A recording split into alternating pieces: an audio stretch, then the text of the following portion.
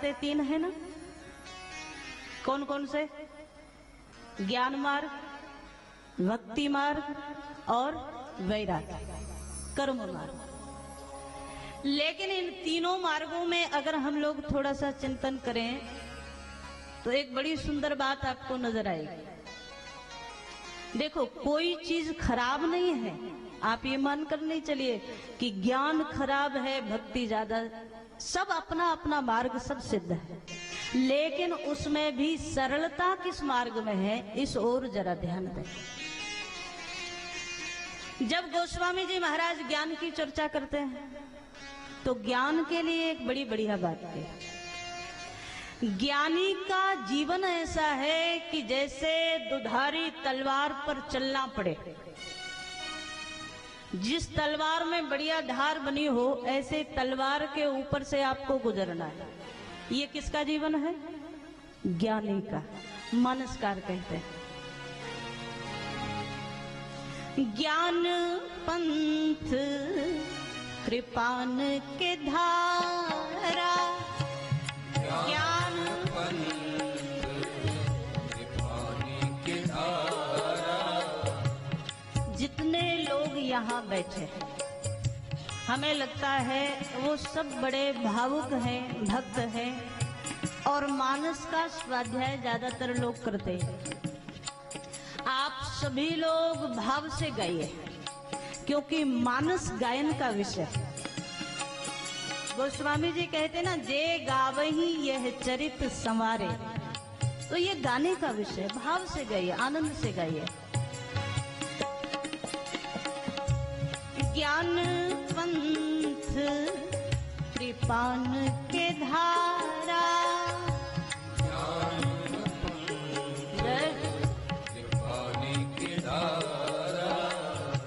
भरत खगेश हो ही नहीं मारा।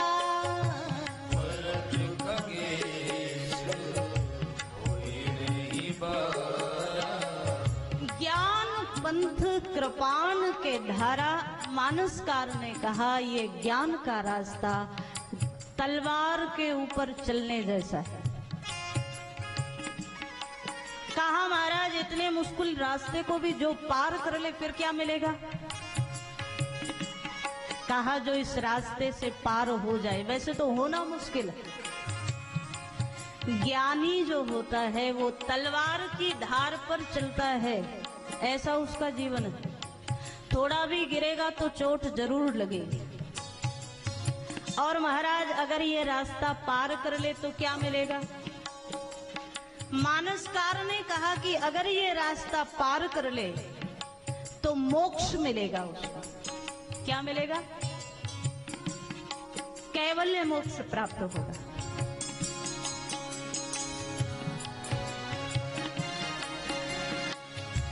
जो निर्विघ्न पंथ निर्वाही,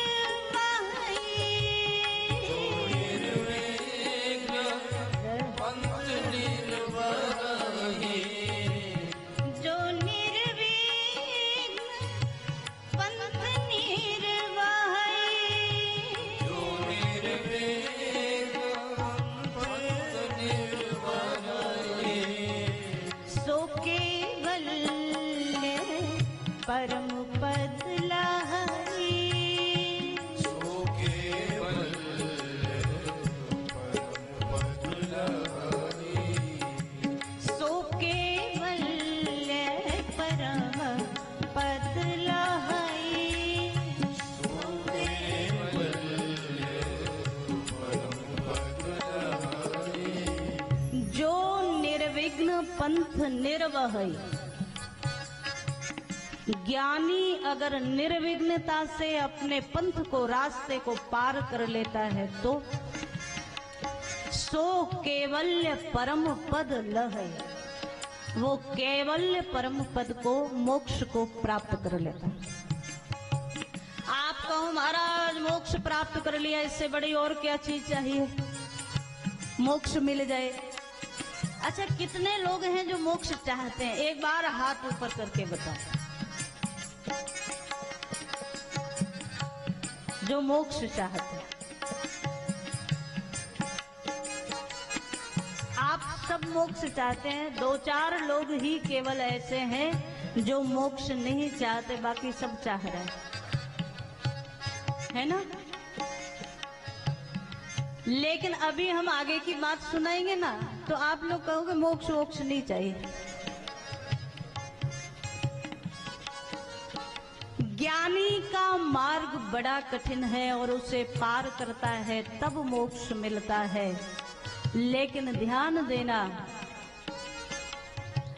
अगर भक्ति की बात करें हम, महाराज भक्ति के मार्ग पर जो चलता है, भक्ति के पथ पर जो चलता है,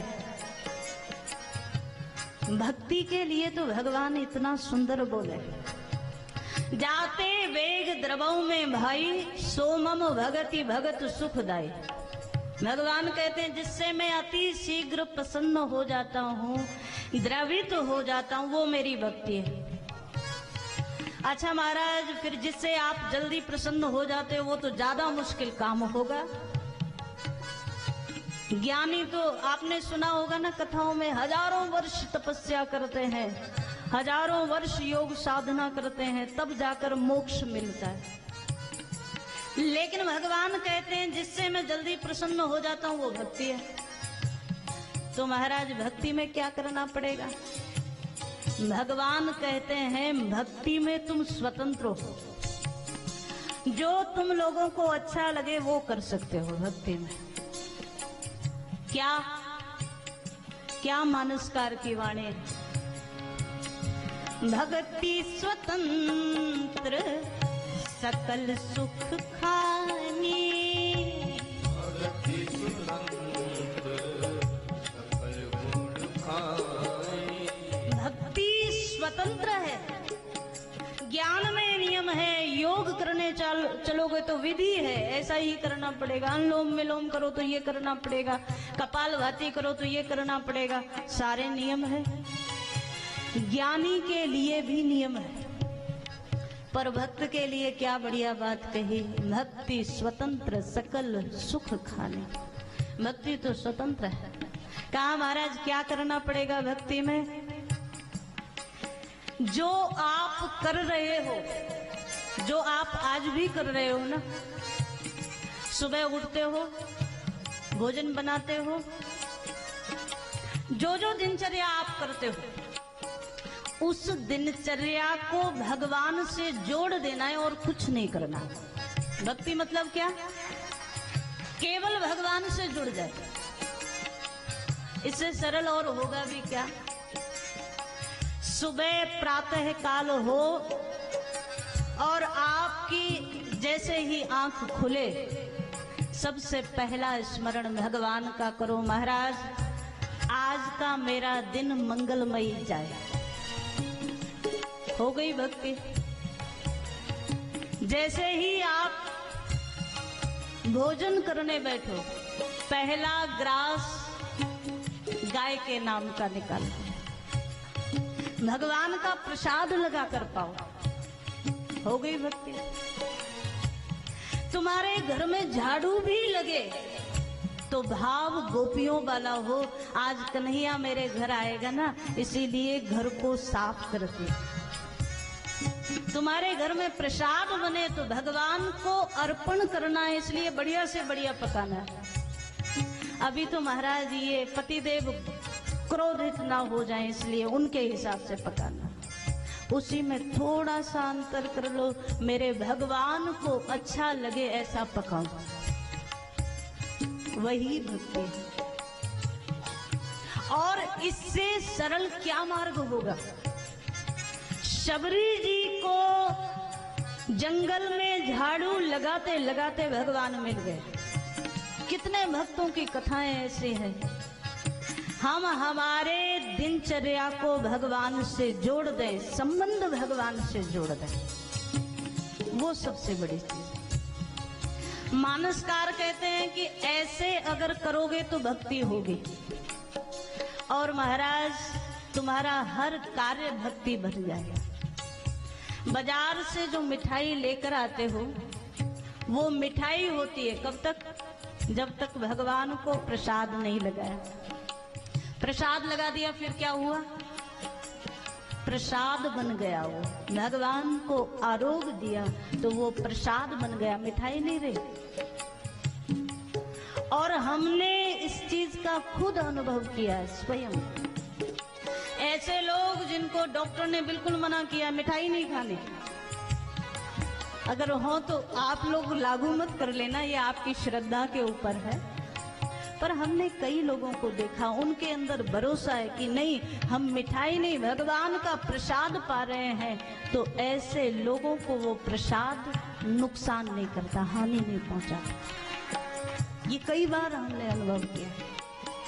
वो मिठाई प्रसाद बन गई, भक्ति का उसमें प्रवेश हो गया।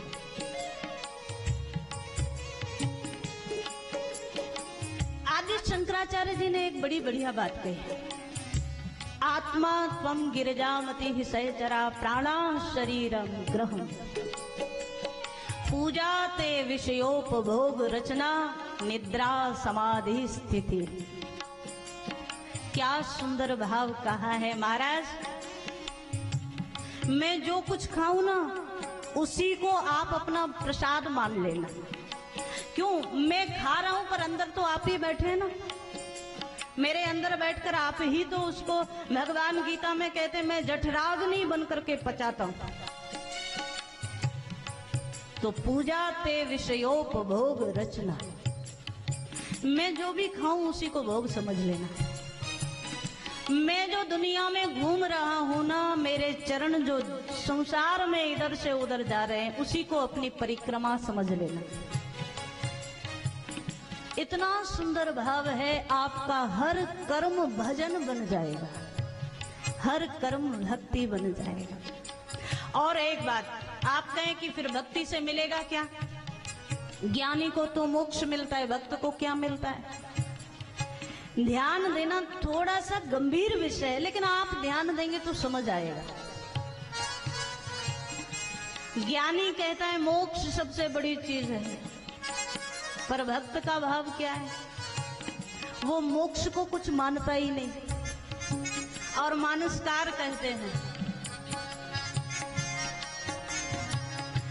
अति दुर्लभ कैवल्य परम पद, अति दुर्लभ कैवल्य परम पद।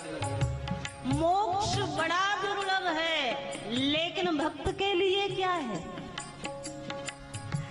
अति दुर्लभ कैवल्य परम पद,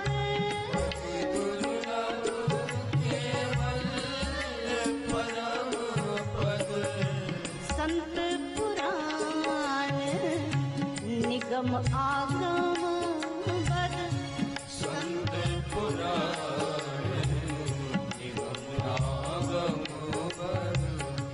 राम भजत सोई मुक्ति कुसाई, राम भजत सोई मुक्ति कुसाई। अनइच्छित आवई बर आई, अनइच्छित आवई बर आई। ध्यान देना, अति दुर्लभ कैवल्य परम पद, परम पद मोक्ष बड़ा दुर्लभ है। संतों ने, आगम ने, निगम ने, सबने कहा, लेकिन राम भजत सोई मुक्ति गुसाई, अनइच्छित आवई बर आए। राम जी का भजन करो ना तो मुक्ति ढूंढती है कि कोई राम भजन करने वाला मुझे मिल जाए। ज्ञानी का लक्ष्य है मुक्ति को पाना। ज्ञानी किसके पीछे भागता है? मुक्ति के पीछे, मोक्ष के पीछे।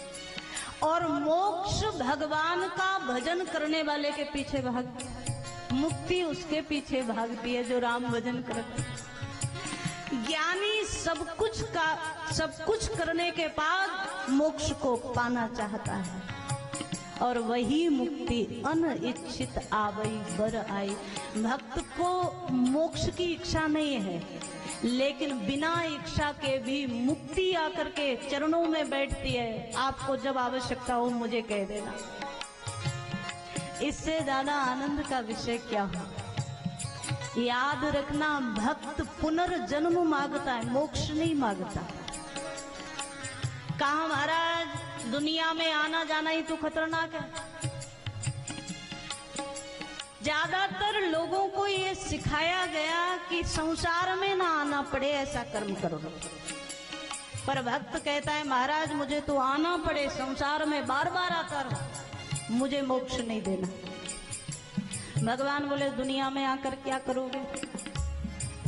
भक्तों ने कहा आपके स्मरण में, आपके नाम में, आपके ध्यान में, आपके चिंतन में, आपके कथा चरित्र श्रवण में जो आनंद है वो मोक्ष में भी नहीं है, इसलिए बार बार आता रहा।